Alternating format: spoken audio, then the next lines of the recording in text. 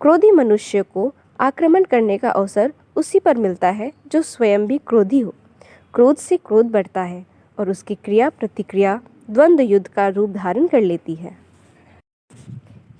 यदि एक व्यक्ति नम्र, सहनशील, हंसमुख, क्षमाशील और दूरदर्शी हो तो क्रोधी स्वभाव का मनुष्य भी उसे उत्तेजित नहीं कर पाता। वह अपनी नम्रता और सज्जनता से उसे शांत कर देता है और क्रोध का जो मूल कारण था उसके समाधान का भी उसे उपाय सोच लेता है।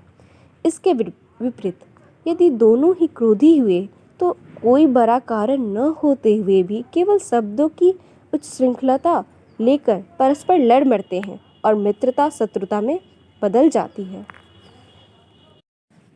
दुराचारी की दाल वहीं गलती है जहाँ सदाचार का पक्ष दुर्बल हो।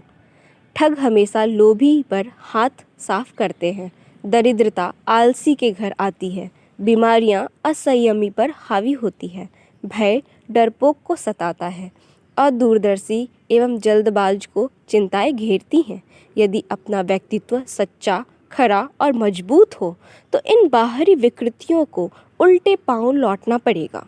पत्थर पर तलवार का प्रहार क्या सफल होगा? ताली दोनों हाथों से बजती है। मक्खी गंदगी पर बैठती है। घाव होगा तो उसमें कीड़े भी पड़ेंगे। यदि अपना पक्ष पहले से ही स्वच्छ रखा जाए तो सारे संसार के दोष मिलकर भी व्यक्ति का कुछ नहीं बिगाड़ सकते। चंदन के पेड़ में लिपटे रहने वाले अनेकों सर्प उसे विषैला नहीं बना सकते। दुष्टों की दुष्टता सज्जनों को खरोच भले ही पहुंचावे पर उन्हें परास्त नहीं कर सकती।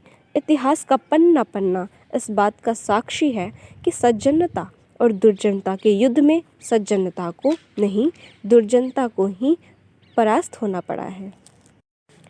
कोई अध्यात्मवादी यह स्वीकार नहीं कर सकता कि उसे ग्रह दशा ने, परिस्थितियों ने या दूसरों ने सताया है।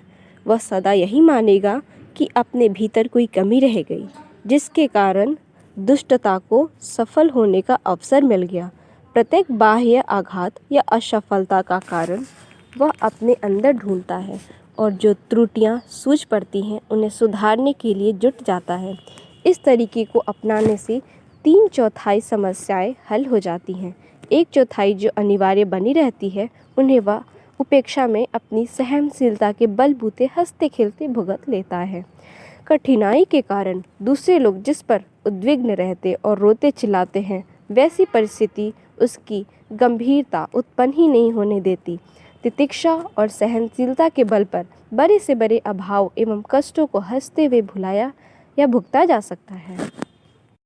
इसका तात्पर्य यह कदापि नहीं कि बाहर से जो बाधाएं उपस्थित होती हैं उन्हें हटाने का कोई प्रयत्न न किया जाए। वह तो करना ही चाहिए। संघर्ष में ही जीवन है। प्रत्येक पुरुषार्थी को मार्ग की बाधाएं हटाकर ही, उनसे छूट कर ही अपना मार्ग बनाना पड़ता है। पर छूटने की शक्ति भी तो आत्मनिर्माण से ही प्राप्त होती है। यदि मनुष्य अस्त व्यस्त मनोभूमि का हुआ तो उसके लिए बाधाओं से लड़कर प्रगति का मार्ग बना सकना तो दूर होगा, उल्टे उनकी कल्पना और आशंका से ही भयभीत होकर वह मानसिक संतुलन खो देगा और चिंता एवं परेशानी से अपना स्वास्थ्य तक गंवा देगा। अपने स्वास्थ्य, स्वभाव और दृष्टिकोण को सुधारने की ओर जिसका ध्यान है, जो अपनी त्रुटियों को ढूंढने और हटाने में सचेष्ट है, उसे बुद्धिमान और दूरदर्शी कहना चाहिए।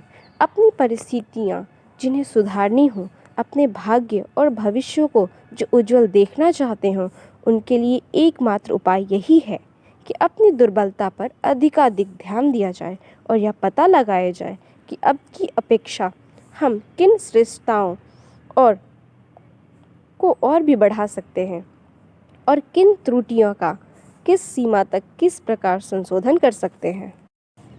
यह आकांक्षा जितनी तीव्र होगी, जितनी ही इस दिशा में प्रयत्न बढ़ेगा, उतना ही उत्थान का मार्ग प्रशस्त होगा। मैं एक बार पुनः दोहराऊंगी,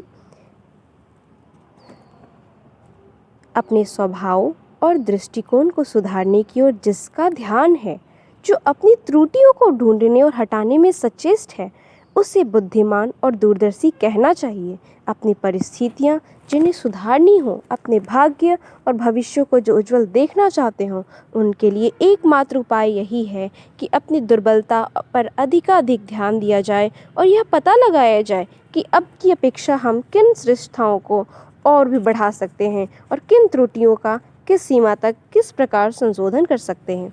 यह आकांक्षा जितनी तीव्र होगी, जितनी ही इस दिशा में प्रयत्न बढ़ेगा, उतना ही उत्थान का मार्ग प्रशस्त होगा। धन्यवाद।